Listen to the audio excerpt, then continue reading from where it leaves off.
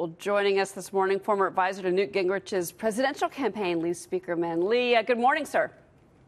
Morning, Cheryl. Let's talk about the priorities and what you think that they should be for the Trump administration in 2018. We've heard infrastructure, we've heard about immigration, and obviously DACA is on the docket for all of Congress in particular. What do you say? Well, I think it is infrastructure. I think it is the midterm elections, gearing up for that. I know that's political, but I think that's crucial to continuing to advance the agenda. And something that has not been talked about by the Trump administration and made a priority is racial reconciliation. I think we do have to have a massive infrastructure program. I would like to have seen the money repatriated, the tax revenue from the repatriation of overseas profits dedicated to an infrastructure bank. But since that is part of tax reform, it's not allocated to that.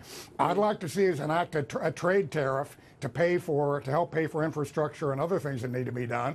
And I want President Trump to be very active in the midterms. Contrary to what some other Republican strategists have said, intensity is crucial in the midterms. We need the Trump base to be excited. And frankly, President Trump needs to make clear that there is a concerted effort to discredit and depose him as president. He and his surrogates and his administration do need to keep putting that message forward, because it's true, because we've got to keep a Republican Congress in 2018 to continue moving forward with deregulation and with maintaining tax reform and improving it. Sure. Tout the accomplishments, Lee. That's a good point. Betsy McCoy's here. She's got a question for you. Well, you mentioned deregulation. It seems to me that should be really underscored, because from the very beginning of the Trump administration, from week number one, the president has launched a deregulation revolution, even without the assistance of Congress. In fact, right. Trump held a press conference last week and said, I have removed 22 regulations for every new one imposed. He is actually this gushing of regulations that was stifling business year after year. He has literally turned off the spigot. And I hope you agree that we'd like to see that continue this year. Absolutely. I think, a lot of people, certainly on the left, imply that deregulating business is somehow doing them a favor. And I think we've got to get past this whole idea of government is moral and companies are immoral, or vice versa.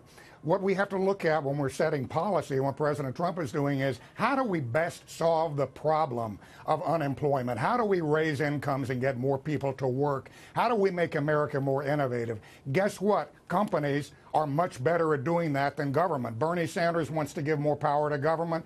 President Trump and the Republican Party want to empower business. They're still going to be very heavily regulated, believe me, but you don't have to shut business down or cause it to put sand in the works with unnecessary regulation. Right.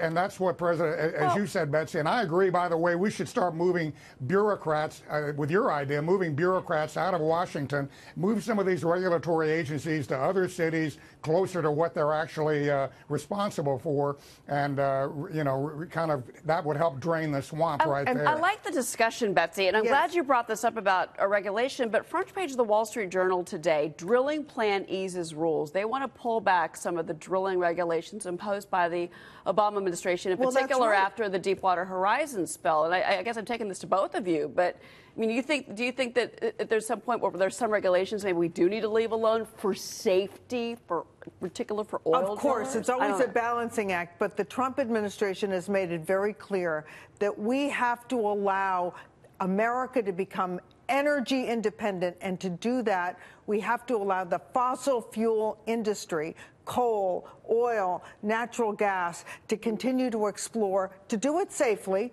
but not to impose such regulations that we are forced out of the energy business. Lee? And the pendulum, as usually happens when there is a crisis like the BP oil spill, the pendulums on regulation swung a little bit too far toward regulation. And what about cattle ranchers and farmers who couldn't even control small bodies of water on their own property? It was a philosophy. It was a philosophy over the past 8 years. The government knew best. and that, hey, while we're in office, us Democrats, let's pile on as many regulations as we can. What President Trump is doing is bringing back rationality. Believe me, there are plenty of regulations, and I don't think any oil company wants to replicate the horrific experience that British Petroleum went through when they did such an atrocious thing with that oil spill. Right. So, between the regulations, between litigation, we're a very litigious society.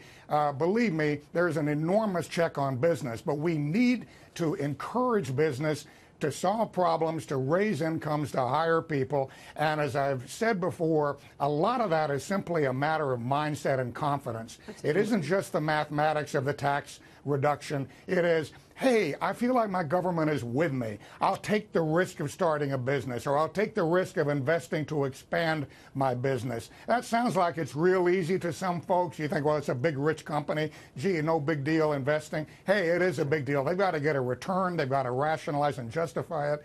And believe me, when you've got the government helping you and behind you, it's a heck of a lot easier to justify the investments that are going to create jobs and raise incomes. And not overtax you. And we were talking about tax reform the last half hour. Right.